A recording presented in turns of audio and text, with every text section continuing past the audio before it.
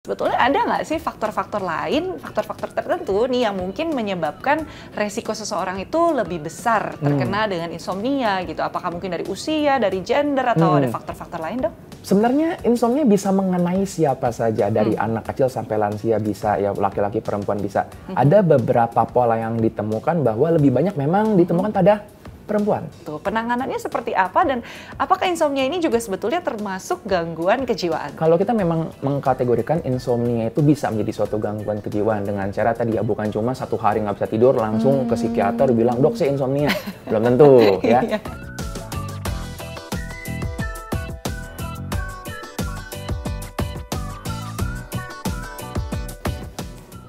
Halo viewers dan subscribers Alo Dokter, selamat datang di Alo Talk, sebuah podcast dari Alo Dokter yang akan membahas seputar informasi kesehatan langsung bersama para ahlinya yang pastinya berguna banget nih buat kamu semuanya. Nah viewers, siapa nih yang kalau pas waktunya tidur malam sering merasakan sulit tidur atau insomnia? Mungkin udah mencoba berbagai cara nih untuk tidur tapi masih aja nggak bisa tidur. Bawaannya tuh mata rasanya pengen melek terus walaupun sebenarnya udah ngantuk nih, tapi mata tetap aja nggak mau merem. Padahal seperti yang kita ketahui ya, menjaga kualitas tidur kita supaya lebih lelap sehingga dapat membantu tubuh di pagi hari untuk bangun lebih segar, itu kan penting banget loh. Nah, kalau kondisi sulit tidur ini dibiarkan terus, apalagi dalam waktu yang lama, insomnia juga bisa meningkatkan resiko timbulnya masalah kesehatan di kemudian hari nih. Dan gak cuma kesehatan fisik aja, tapi juga berpengaruh pada kesehatan mental kita. Artinya sebenarnya insomnia ini nggak bisa disepelekan ya viewers.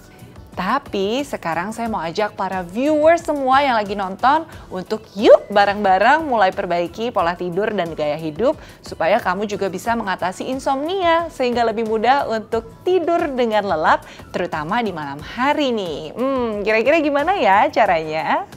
Nah, kalau yang saya tahu sih, biar tidur lebih lelap, bisa coba dengan mencoba rutin olahraga, kemudian coba teknik relaksasi, atau mungkin bisa juga mencoba bahan-bahan alami dari lelap. Nah, lelap ini mengandung akar valerian, biji pala, kemudian ada juga akar ginseng Siberia, dan akar poligala yang dipercaya dapat meringankan gangguan tidur dan meningkatkan kualitas tidur. Lelap ini bisa diminum mungkin 30 menit sampai 1 jam sebelum tidur ya, atau bisa mengikuti instruksi yang tertera pada kemasan. Tapi biar nggak salah kaprah dan semakin teredukasi tentang tidur yang berkualitas dan insomnia, di sesi Alo Talks kali ini yang bertemakan cegah insomnia agar bisa tidur lebih lelap dan bangun lebih segar, kita bakalan sharing-sharing seputar insomnia dan tentunya cara-cara untuk mengatasi insomnia langsung bersama ahlinya nih, yaitu Dr. Andreas Kurniawan SPKJ, psikiater dari Alo Dokter. Halo Dokter Andreas, apa kabar dok? Halo Lauren, baik-baik kondisinya. Baik Thank you. ya. Lauren gimana kondisinya? Saya juga sehat, bersyukur sekali nih ya di 2023 ini kita bisa kembali produktif dan beraktivitas ya dok ya. Kalau dokter lagi sibuk ngapain nih dok? Boleh diupdate dong. Kalau sekarang sih ya biasa praktik sehari-hari terus ngisi konten di media sosial sama lagi menyelesaikan satu buku. Lanjut bukan banyaknya buku-buku numpuk gitu nih, baru dapat kesempatan lagi untuk menyelesaikan lagi. Waduh, ditunggu nih dok nih. Pasti seru ya, banyak ilmu-ilmu yang dibagikan di buku juga ya dok ya. Nah kayaknya pembahasan Alo Talks kali ini bakalan seru banget nih pemirsa. Makanya stay tune terus ya. Dan jangan lupa untuk subscribe dulu ke channel YouTube Alo Dokter. Supaya bisa tahu nih kalau ada konten kesehatan terbaru yang diupload di channel ini, oke? Nah, pertama-tama saya mau tanya ke Dokter Andreas dulu nih tentunya. Karena kan yang namanya susah tidur ini kayaknya lately tuh makin banyak gitu yang sering mengeluhkan gitu ya dokter ya. Sebetulnya apa sih yang disebut dengan kondisi susah tidur? Dan apakah susah tidur itu pasti juga disebut dengan insomnia? Itu hal yang berbeda atau sama dok sebenarnya? Oke, ini apalagi waktu zaman mulai COVID ya kan orang-orang banyak yang bilang di rumah aja terus nanti jadi kok ada yang berbeda gitu yang dia merasakan sebelum itu ada rutinitas berangkat pagi pulangnya sore, ini ketika di rumah terus kok kayaknya ngantuk jadi lebih susah juga. Nah mulai tuh kan banyak muncul istilah-istilah insomnia.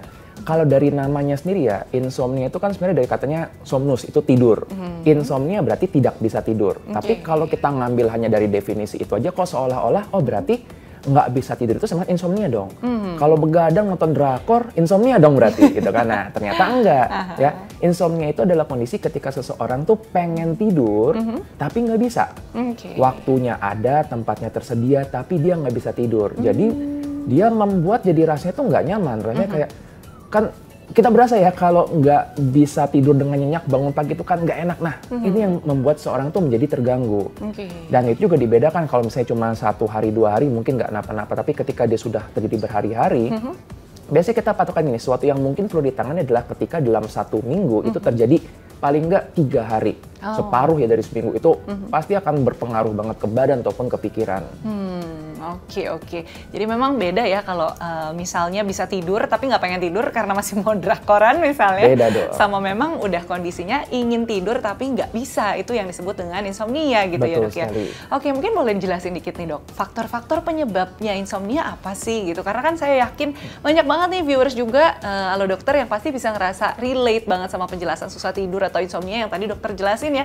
Terutama sekarang kan udah balik nih dok. Dari WFH udah mulai kembali ke WFO. Jadi juga banyak pekerja-pekerja, terus juga mahasiswa yang lagi padat-padatnya kegiatannya kuliah, tapi mengalami susah tidur, pasti kan ganggu banget untuk aktivitas mereka di pagi harinya, dok. Betul. Dijelasin? Nah, kalau kita ngomongin tentang faktor-faktornya, mungkin lebih enak kalau kita menjelaskan bahwa ada beberapa jenis, kita bisa mengklasifikasikan insomnia itu. Ada yang namanya primary insomnia, ada yang secondary insomnia. Nah, mungkin dari namanya kelihatan ya bahwa primary insomnia itu artinya ya memang dia susah tidur, nggak ada penyebab lain-lain, emang susah tidur aja murni. Jadi bisa karena ya dia entah kenapa pas jam tertentu tuh loh kok nggak ngantuk rasanya. Ada juga yang memang karena berasanya stres, banyak pikiran, mungkin pernah mengalami itu juga ya. Nah itu yang dibilang dengan primary insomnia. Nah itu primary, ya. Lalu ada yang namanya secondary insomnia. Kalau secondary insomnia ini berarti sesuai namanya sekunder, berarti disebabkan oleh hal-hal lainnya. Nah biasanya nih ya, jadi ada juga orang-orang yang mengatakan dia kalau malam hari kebangun karena banyak kencing. Nah, pada pasien dengan kondisi diabetes seperti itu salah satunya mengganggu.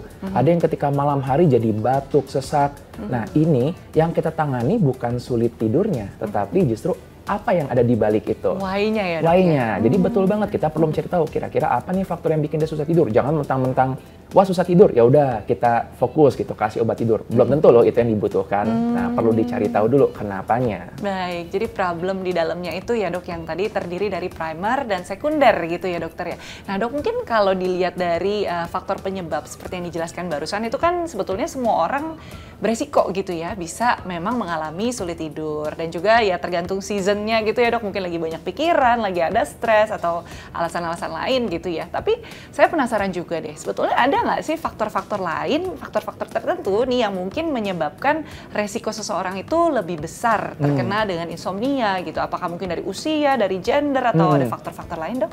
Oke, ini mungkin saya gabungkan antara yang dari keilmuan sama pengalaman ya, dengan praktik klinis sehari-hari. Sebenarnya insomnia bisa mengenai siapa saja, dari anak kecil sampai lansia bisa, ya laki-laki perempuan bisa. Ada beberapa pola yang ditemukan bahwa lebih banyak memang ditemukan pada perempuan. Nah ini juga ada yang bilang karena perempuan lebih pencemas, ada yang bilang seperti begitu. Nah dan juga kalau dari usia lebih banyak itu kan kita kira mungkin yang seusia-usia kita ya, generasi yang masih muda yang aktif, tapi ternyata lebih banyak bukan pada lansia. Jadi 60 ke atas. Nah, memang dalam medis itu ada istilah geriatric giants pada orang dengan lansia ya. Itu banyak kondisi yang dialami yang mengganggu. Salah satu memang insomnia ini. Baik. Nah, sayangnya gini kan, kalau misalnya udah insomnia, tidurnya susah, otomatis nanti fisiknya terganggu. Pada lansia ini jadi bisa lebih berbahaya lagi. Nanti bisa nyambung ke kondisi kesehatan yang lain-lainnya. Nah, ada juga faktor-faktor lainnya mungkin yang tanpa kita sadari, kayak misalnya tadi ngomongin stres atau bekerja di jam yang harusnya kita istirahat. Normalnya kan jam kerja itu kita pengennya pagi, habis itu siang kita fokus, sore hari mulai tenang, malam hari istirahat. Ya, tapi di zaman sekarang gini kayaknya kita nempel terus sama gawai, kayaknya itu dia, bisa 24 jam ya kerja ya. Justru WFH ini yang kadang bisa 24 jam tadi itu ya dok ya. Betul banget Lauren. Jadi banyak yang bilang bahwa waktu kerja di kantor tuh lebih enak, jelas berangkatnya jelas, pulangnya jelas. Ini ketika dia di rumah seolah-olah ya berarti kamu bisa dong untuk balas terus. Nah, akhirnya tadi malam hari itu jadi kecemasan yang terjadi. Belum lagi katanya kan wah kalau sore-sore udah deh akhirnya ada nih kopi tambahan. Nah, tanpa sadar kafein yang dikonsumsi itu tuh ya bisa jadi membuat jadi sulit tidur lagi. Apalagi kalau kesorean ya dok ngopinya ya. Betul. Ya. Terus ada juga misalnya olahraga. Ada orang-orang yang mungkin olahraga kan bagus ya bisa membuat jadi capek. Itu betul. Sayangnya ada efek afterburn pada olahraga. Jadi ketika orang olahraga itu kadang-kadang berjam-jam kemudian ya masih berasa panas gitu ya, masih berasa metabolisme tinggi. Iya. Makanya disarankan untuk hindari olahraga di menjelang mau tidur. Oke, nah tapi kan itu ideally, kadang ada juga yang aduh baru sempatnya pulang kerja gitu-gitu ya Betul. dok ya. Mungkin dari lifestyle-nya zaman sekarang juga tidak terhindarkan, yang dokter bilang mungkin pekerjaan baiknya pagi, terus sore mulai santai menjelang malam dan akhirnya tenang untuk tidur gitu. Tapi seringkali ya kenyataannya kita temukan juga mungkin ya kayak usia-usia produktif kayak kita gini deh dok gitu kan, yang sibuk kerja gitu, jarang jam 10 aja bisa tidur, mungkin jarang ya dok ya? Ada yang bilang tidur cepat tuh privilege katanya. Banget, saya juga ngerasa gitu sih dok. Kalau kadang-kadang ada yang perlu lembur juga gitu, begadang atau mungkin ya social life gitu ya untuk balancing semuanya, akhirnya jadi tidurnya jam 12 juga, tengah malam gitu, terus jadi kurang tidur gitu. Tapi memang karena sebetulnya belum ngantuk aja gitu. Nah itu sebetulnya termasuk insomnia nggak dok? Karena kan memang tadi dokter udah jelaskan semua nih beresiko gitu, jadi tua muda, kemudian laki-laki perempuan gitu. Tapi dari lifestyle itu sendiri, kira-kira kalau misalnya kita jadi suka tidur malam, terus menunda tidur gitu, itu juga termasuk gejala insomnia yang sebenarnya nggak sih dok? Oke nih, menarik nih Lauren. Jadi tadi kan kita ngomongin tentang insomnia dari penyebabnya, primary atau secondary. Sebenarnya kita bisa juga mengklasifikasikan atau mengenali insomnia itu berdasarkan karakter kapan terjadinya. Nah tadi kan kita ngomongin kalau misalnya dengar kata insomnia, kebayangnya merem tapi nggak ngantuk, nggak bisa tidur-tidur. Nah itu namanya early insomnia. Okay. Jadi sesuai namanya ya, early insomnia berarti dia gangguan tidurnya adalah di awal fase tidur. Biasanya tadi yang karakternya mungkin teman-teman merasakan merem tapi nggak ngantuk-ngantuk, walaupun di jam yang biasanya bisa tidur. Nah lalu ada yang namanya middle insomnia. Nah kalau middle insomnia ini dia bisa mulai tidurnya mungkin nggak masalah, tetapi akan terbangun berkali-kali di malam hari, yang kadang bisa tidur lagi, kadang-kadang susah. Jadi akhirnya kalau dia menceritakannya, sebenarnya tidur saya jamnya pas kok dari jam 10 sampai jam 6 pagi. Tapi kuotanya kok pas, cukup ya? Secara kuota, secara kuantitas nggak masalah. Tapi dia berasa pas bangun kok badannya ini nggak enak. Nah itu adalah fresh, middle insomnia. Okay. Nah lalu ada yang namanya juga late insomnia. Kalau dari namanya, late ini berarti di akhir dari fase tidur. Kalau ini biasanya pasien menceritakan tidurnya nggak masalah, malam hari juga kayaknya nyenyak, tapi kebangunnya tuh bisa jam 3, jam 4 pagi dan nggak bisa tidur lagi. Oke, nah itu biasanya cukup common juga di usia-usia lansia, seperti itu juga nggak sih dok ya? Betul, betul banget. Nah ini menjadi masalah juga, karena ketika kebangunnya jam terlalu pagi ya, 3-4 pagi, ini nanggung mau ngapa-ngapain, mau aktivitas kok masih gelap, mau bangunin orang kok masih tidur, mau tidur lagi tapi nggak bisa juga. Serba salah ya. Betul banget. Okay. Nah tadi kalau untuk yang early, middle, ataupun late ini, biasanya memang penyebabnya tuh banyak kita cari ya, apakah ada sesuatu yang menyebabkan itu. Paling sering sih memang tadi kondisi gangguan mental. Gangguan mental ini nggak dibayangkan yang berat-berat ya, tapi kayak misalnya depresi, kecemasan, PTSD, itu juga yang bisa menyebabkan seperti itu. Nah, jadi kita juga mencari ada nggak sih hal-hal yang membuat jadi cemas, karena banyak loh ini teman-teman yang OVT, overthinking gitu kan, tentang ini malam-malam udah mikirin besok gimana, lusa gimana, minggu depan gimana, tahun depan gimana. Ada yang sampai mikir kayak gitu. Jadi kita mikirin, oke ini kejauhan nih, terus mikir, ya sayangnya gini, ketika kita mikir seperti gitu, otak kita kan terus jalan, sedangkan pada saat tidur itu kan pengennya otaknya istirahat gitu ya. Padahal gini, waktu tidur pun otak kita nggak pernah sepenuhnya shutdown. Tetap ada aktivitas otak juga. Nah sekarang kita tambah mikirin dengan hari-hari besok, mikir kecemasan lagi, itu makin membuat jadi susah tidur. Berat gitu ya otaknya ya. Oh baik, oke. Memang ini overthinking ini permasalahan yang juga sering banget nih kita hadapi lately gitu ya dok ya. Karena mungkin memikirkan masa depan gitu, mungkin mikirin negara, banyak hal yang dipikirkan. Apalagi ya sosial media, dengan adanya itu kan kita jadi banget. banding-bandingin sama orang. Ini, waduh temanku begini, aku gimana ya? Dari situ bisa menambah jadi kekhawatiran. Sangat-sangat itu. Oke. Nah ini menarik juga gitu ya dok. Tadi macam-macam nih, ada yang early, ada yang middle, kemudian ada juga yang tadi early riser itu ya dok, yang late insomnia gitu. Itu kan kalau saya gitu biasanya kalau udah buang air kecil gitu ya dok di tengah-tengah malam gitu, atau mungkin terbangun haus gitu, bisa juga ada pikiran, aduh tanggung nih nanti kalau misalnya bangun sekarang tidur lagi nanti bisa telat bangunnya gitu. Kadang itu termasuk kecemasan juga kah dok gitu. Kemudian nih kalau mungkin bertanya lebih jauh, memang kan profesi dokter di bidang kejiwaan ya dok ya, profesi dokter adalah psikiater gitu. Nah kalau misalnya kita curiga mengalami insomnia, apakah harus ke dokter nih, harus ke psikolog, psikiater gitu. Penanganannya seperti apa dan apakah insomnia ini juga sebetulnya termasuk gangguan kejiwaan? Termasuk yang kalau tadi nih cukup ringan ya, misalnya penyebabnya kayak habis aus, kebangun, jalan jauh jadi susah bobo lagi gitu dokter. Oke. Kalau kita memang mengkategorikan insomnia itu bisa menjadi suatu gangguan kejiwaan dengan cara tadi ya, bukan cuma satu hari nggak bisa tidur langsung ke psikiater bilang, "Dok, saya insomnia." Belum tentu ya. Ketika tadi dia sifatnya berulang, misalnya tadi kita patokannya dalam 1 minggu itu sekitar separuhnya. Jadi 3 hari dia sulit tidur dan terjadi selama berminggu-minggu, ya mungkin sebaiknya ditangani. Nah, sebelum itu bisa jadi mungkin akan ke dokter umum dulu, konsultasi dulu kan untuk menanyakan supaya dicari tahu kenapa sih. Belum tentu loh tadi hanya murni karena masa tidurnya aja. Siapa tahu nanti mungkin dokter akan menanyakan tentang gimana kondisi sehari-harinya, apakah ada kondisi batuk atau nyeri. Itu salah satu juga yang tanpa disadari membuat jadi sulit tidur. Oh ya? Oke. Jadi pada beberapa kondisi kan pain, apalagi tadi lansia ya kan kadang-kadang mengalami nyeri yang berkepanjangan. Ini bisa jadi membuat jadi sulit tidur. Jadi belum tentu loh membutuhkan penanganan buat tidurnya. Kadang-kadang mungkin tadi entah nyerinya, entah mungkin jadi banyak kencing di malam hari karena kadar gula nggak terkontrol. Bisa jadi mungkin karena sesaknya, ternyata kondisi congestive heart disease yang nggak tertangani. Nah, itu dulu. Apabila dokternya menyarankan ini kayaknya memang erat banget dengan kondisi mental, nah mungkin akan disarankan ke psikiater. Oke, jadi itu penyebabnya bisa 2, dari fisik maupun mental, dan ke dokter umum dulu baiknya ya dok ya untuk ditelisik awalnya. Kalau memang ini menyangkut ke kecemasan atau mungkin lebih ke mental gitu, itu nanti akan diarahkan ke dokter gitu ya untuk penanganan lebih lanjut. Tapi memang sebetulnya kalau dibiarin gitu aja itu insomnia itu bisa seberapa berbahaya sih dok gitu. Memang kita tahu tidur cukup itu penting gitu ya, tapi kalau misalnya insomnianya parah gitu kan, kadang tuh sampai ada yang bisa melek berhari-hari gitu ya dok ya. Itu dampaknya bisa seberapa buruk untuk orang yang mengalami? Saya akan bilang gini, ini beberapa kali ketemu pasien sampai nangis karena nggak bisa tidur. Karena ya kalau nggak bisa tidur sehari 2 hari nggak apa-apa. Tapi ketika dipanggil udah berhari-hari, ketika pun bisa tidur udah tenang, besoknya nggak bisa tidur lagi. Bisa sampai nangis karena segitunya drain gitu ya. Drain banget. Ya. Dan tidur itu kan hak segala bangsa ya. Itu natural gitu. Semua orang akan bisa tidur. Bayangin kita tiba-tiba diambil suatu hak yang kita sebelumnya nggak ada masalah. Itu esensial juga. Betul ya, sekali. Nah, jadi secara mentally itu benar-benar bisa draining banget, bisa membuat mereka moodnya terganggu.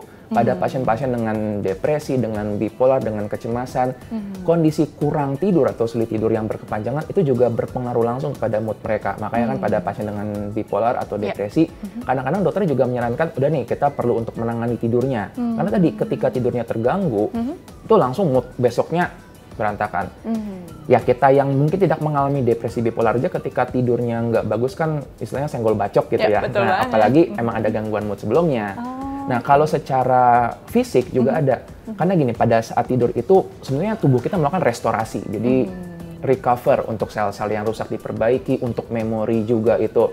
Tidur itu adalah waktu yang bagus untuk kita sebenarnya membangun ulang memori. Nah, jadi sekarang kita pikir, kalau misalnya tidur adalah untuk restorasi, untuk memperbaiki memori, apa yang terjadi kalau kita kurang tidur? Ya, orang-orang akan jadi gampang untuk sakit, sel-sel tubuh yang rusak sudah diperbaiki, radang atau inflamasi lebih gampang terjadi, dan buat yang sekolah ataupun kuliah, kognitifnya akan terganggu. Nurun ya dok. Nah, makanya nih buat teman-teman yang misalnya, wah saya mau begadang nih supaya belajar all-nighters gitu kan, SKS. Ternyata nggak efektif. Gitu. Jadi karena ya tadi untuk dapat informasi itu kita katanya belajar itu kayak ngumpulin batu bata banyak, tetapi tidur adalah ketika batu bata itu disusun menjadi bangunan. Itu yang membuat ketika orang yang SKS gitu pagi hari dia mungkin ilmunya banyak tetapi nggak bisa menyambungkan. Jadi jangan lupa tidur ya, tuh guys ya, yang pelajar mahasiswa tolong. SKS tuh ini ya, ternyata ada, jangan mikir oh udah deh gampang nih semuanya langsung gua kebut gitu, ternyata side effect-nya juga banyak ya dok ya? Betul sekali. Oh oke, jadi memang kalau ternyata berkaca gitu ya dari apa yang tadi dokter jelaskan, aduh penting banget dokter kecukupan tidur itu, dan kalau misalnya sampai kita mengalami insomnia ini tuh nggak boleh diremehkan sama sekali ya dokter ya? Betul, ini penting nih Loren, karena banyak yang udahlah susah tidur doang, jadi banyak yang menggampangkan, dan mungkin ya apalagi sekarang kan jadi normalize, bahkan di beberapa itu kayak diromantisasi katanya, kayak waduh karena kerja susah nih jadi begadang harus ini, jadi mereka merasa kayak gimana ya, ada bangga seneng gitu ketika bisa tampak sibuk. tanpa memperhatikan bahwa itu cost-nya besar banget buat hidup. Jadi kita berhenti untuk menormalisasi atau meromantisasi kurang tidur gitu ya. Ya ingat, bersikaplah baik ke diri sendiri. Butuh tidur kok kita pada dasarnya. Hak manusia itu. Wow, aduh ini bener banget nih dok. Jadi reminder buat kita juga ya kalau ternyata ya kita harus mulai dari menyayangi diri kita sendiri gitu. Dan ya kebutuhan basic kita kan ya makan, tidur gitu. Itu memang tidak bisa diganggu gugat gitu ya dokter ya. Jadi kalau misalnya kita kompensasikan itu untuk mungkin kerja atau kuliah atau SKS gitu. Mungkin harus diatur lagi gimana polanya supaya balance gitu. Supaya tadi itu apa yang dokter bilang soal membangun bata itu ya semuanya bisa bekerja dengan optimal nih, termasuk juga kesehatan dan kerja otak gitu ya. Oke, nah dokter, pertanyaan berikutnya adalah gimana sih dok cara kita mengatasi insomnia dan tips untuk mengubah kebiasaan tidur jadi lebih baik, atau mungkin katanya ada istilahnya juga sleep hygiene ya dok ya? Sleep hygiene, betul. Nah, apa sih? Ini menarik kalau kita lihat ya, sleep hygiene. Berarti ada yang sleep yang kotor gitu kan. Berantakan tidurnya, memang ada. Ya. Dan tanpa sadar kita mungkin melakukan itu. Ketika kita ngomong tadi tentang sleep hygiene, kita coba kenali dulu apa sih hal-hal situasi yang membuat tidur jadi sulit. Misalnya ya bermain gawai, gadget ataupun laptop atau ya yang layar terang di tempat tidur. Oke, atau misalnya ada berapa yang konsumsi tadi kita ngomongin tentang alkohol ataupun kafein di malam hari. Nah itu juga pada beberapa situasi nggak menyadari dan udah biasa kok, tapi itu bisa jadi membuat jadi sulit tidur. Maka sleep hygiene adalah gimana cara kita untuk membuat supaya tidur ini jadi bersih. Nah, ada beberapa cara. Yang pertama adalah kita paling utama ini, cobalah untuk tidur dan bangun di jam yang sama setiap harinya. Jadi teratur gitu ya dok ya, jam 9, jam 9 kalau memang make sense-nya mungkin sedikit lebih malam, jam setengah 11 katakanlah, tapi rutin gitu setengah 11 setiap malam ya dok ya? Betul, nah bahkan begini, yang penting adalah kalau dari ini ya, saya banyak diskusi dengan pasien, bangun di jam yang sama tiap hari. Karena gini, dengan kita bangun di jam sama yang tiap hari, itu akan membuat suatu rutinitas, kita bilang ada circadian rhythm, irama tidur. Nah, problemnya gini nih, misalnya orang biasa tidur jam 10, bangun jam 6 pagi misalnya. Satu hari dia tidur jam 3 pagi. Karena kurang tidurnya, jadi bangunnya jadi jam 9, jam 10. Itu tuh merusak irama tidur tersebut. Jadi kita sarankan, kalaupun ada sesuatu yang membuat tadi tidurnya jadi geser, bangunlah tetap di jam yang sama setiap harinya. Supaya nggak merusak irama tidur tersebut. Itu hal yang paling dasar dari tadi untuk sleep hygiene.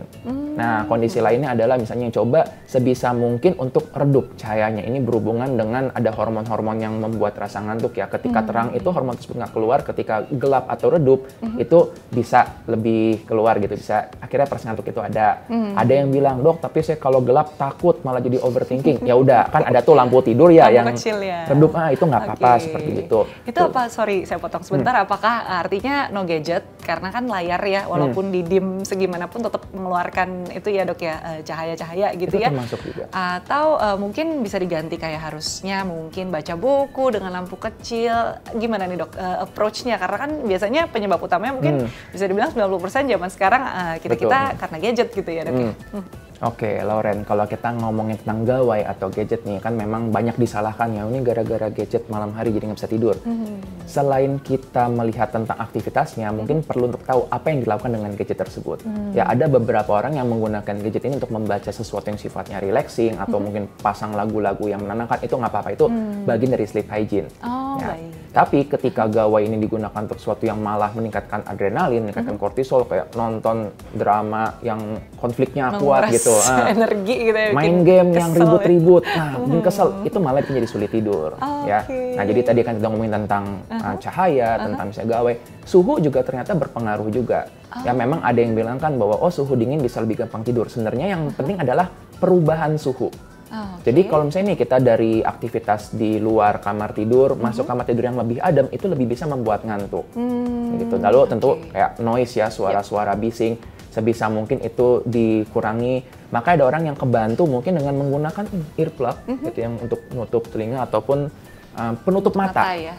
Itu bisa ngebantu juga. Dan kalau memang sudah mencoba itu semua, ada juga yang udah mencoba. Oh, ini mereka mungkin saya tambahkan. Jangan terlalu keras mencoba untuk tidur. Ada beberapa orang yang dia tuh sampai, dok, saya tuh sudah sampai sebelum tidur itu udah pasang aromaterapi, udah katanya mandi air hangat, berendam, pasang musik. Itu bener-bener Saya malah bilang, kok kamu tidur kayak persiapan perang? Itu sendiri malah membuat jadi makin cemas. Jadi ingat, ya, Dok, iya, utamanya tetap untuk relax. Nah, apabila sudah mencoba banyak hal, terus ternyata, aduh masih ada susah juga nih, mungkin bisa coba dibantu dengan bahan-bahan alami. Sudah banyak data atau penelitian bahwa ada bahan-bahan alami yang aman untuk bisa membantu membuat kondisi rileks ataupun menjadi mengantuk. Oke, jadi memang banyak habit dan juga banyak langkah yang bisa kita lakukan gitu ya untuk membangun itu tadi setting suasananya supaya kita juga akhirnya bisa mencapai rasa ngantuk itu gitu dan akhirnya tidurnya juga bisa lelap ya, Dok ya. Betul sekali. Oke, nah, baru akhirnya yang dibilang bila sakit berlanjut, hubungi dokter. Jadi coba dulu cara-cara itu ya, Dok ya. Boleh. Oke, menarik sekali nih dokter. Nah, jadi viewers, saya dulu juga sering nih mengalami gangguan susah tidur, followers Halo Dokter semua. Dulu tuh saya sering ngerasa udah capek banget, saking kayaknya udah kecapean, badan akhirnya terus juga udah ngerasa pola tidur tuh nggak sehat banget dan rasanya susah banget mau tidur. Padahal kan badan tuh terasa udah capek, mata juga udah lelah, tapi nggak bisa tidur sama sekali. Sampai pernah beberapa hari saya juga merasa overthinking nih, karena mikirin hal-hal yang seharusnya dilupakan selama kita tidur. Jadinya rasa cemas, panik, khawatir gitu ya itu semua bermunculan nih. Dan berpikir kalau nggak segera diatasi insomnianya bisa-bisa mempengaruhi kualitas hidup dan mental saya di kemudian hari. Nah apabila pola tidur saya tadi seperti itu terus gitu dan nggak punya waktu tidur, khawatirnya kan jadi nggak optimal ya untuk menjalani kegiatan besok harinya yang juga jadwalnya padat, kemudian sibuk dan juga butuh fokus tinggi. Dan surprisingly setelah saya minum obat herbal lelap kira-kira 1 jam sebelum tidur, mungkin di sekitar jam 8 atau jam 9 seperti itu ya. Alhasil perlahan-lahan jam tidur saya jadi membaik nih. Kalau lagi nggak terpaksa banget begadang, kadang jam 10, jam 11 juga udah mulai bisa tidur dan nggak begadang lagi nih viewers. Terus saya juga jadi nggak kebangun-kebangun lagi tengah malam karena tidurnya jadi nyenyak banget. Dan setelah saya browsing-browsing, pantas aja nih, ternyata memang lelap ini diperkaya dengan bahan-bahan alami untuk membantu meringankan gangguan tidur seperti ada ekstrak akar valerian, kemudian ada akar ginseng, biji pala, dan juga akar ayam atau senega. Nah, bahan-bahan tersebut diketahui bisa membantu meningkatkan kualitas tidur dengan tidur lebih lelap sehingga tubuh pun terasa lebih segar saat bangun di pagi hari deh. Selain itu, saya juga coba konsultasi ke dokter lewat aplikasi Halo Dokter dan dapat saran yang kurang lebih persis nih dengan saran dari dokter barusan. Mulai dari mungkin mencoba memakai penutup mata, kemudian mengurangi konsumsi kopi atau apapun yang mengandung kafein, nggak tidur siang, sampai minum obat-obatan herbal yang bisa mengurangi gangguan tidur dan bikin kalian bisa tidur lelap dan bangun segar. So, ya betul aja nih, gangguan tidur berkurang, kualitas tidur jadi maksimal. Bangun-bangun badan jadi seger banget. Nah, teman-teman viewers semua bisa kok mendapatkan lelap obat herbal ini di apotik atau di toko online langganan juga dengan harga yang terjangkau. Jadi jangan lupa ya ikuti aturan pakai dan dosis yang dianjurkan pada kemasan. Wah, nggak terasa waktunya terbatas nih ya, dan sekarang kita sudah ada di penghujung sesi Halo Talks kali ini. Sebelum kita tutup, mungkin Dr. Andreas punya kesimpulan sedikit bagi para viewers yang udah setia nontonin dan mantengin topik kita kali ini, Dok? Mungkin gini kalian, tadi kita sempat bilang jangan normalisasi sulit tidur. Mungkin selama ini berpikir kan bahwa sulit tidur itu nggak apa-apa, bahkan menganggap sulit tidur itu keren. Karena tadi kesibukan hustle culture. Mungkin bisa jadi itu suatu masalah, awal dari masalah. Maka dari itu jangan ragu-ragu kalau misalnya mau untuk mengkonsultasikan, menanyakan, atau tadi misalnya ini benar nggak sih apa saya cuma perasaan doang? Ya udah dikonsultasikan aja. Nah, mengenai apakah nanti butuh ada perubahan terapi ataupun obat-obat atau mau nanya saya boleh nggak sih minum ini? Boleh lah ya dikonsultasikan dengan dokternya. Biar ngerasa lebih tenang juga. Siapa tahu dengan mengubah kualitas tidur kita, bisa jadi hidup kamu akan berubah loh, jadi jauh lebih powerful gitu kan, lebih bisa melakukan hal yang pengen kita lakukan selama ini. Iya, oke dokter. Jadi jangan biarkan itu menjadi underlying problems, tapi ya kalau memang itu udah disadari nih kayaknya mengganggu, ya ayo gitu ya, boleh dicari jalan keluarnya gitu, termasuk juga boleh berkonsultasi loh dan juga mencari profesionalnya gitu ya di bidangnya seperti dokter ya. Betul banget, Laura. Baik, kalau gitu segitu dulu kali ya Alotalks episode kali ini, yaitu cegah insomnia agar bisa tidur lebih lelap dan bangun lebih segar. Terima kasih banyak sekali lagi Dr. Andreas Kurniawan SPKJ yang sudah menemani kita saat ini dan juga udah sharing ilmunya yang sangat bermanfaat nih dok ya buat kita semua. Semoga bermanfaat untuk kita semua. Kalau gitu terima kasih sudah menyaksikan podcast kali ini. Sampai jumpa lagi di Alotalks episode berikutnya. Jangan lupa untuk like, share, komen, dan subscribe channel YouTube Alo Dokter. Bye dan see you di Alotalks selanjutnya. Hidup sehat bersama Alo Dokter.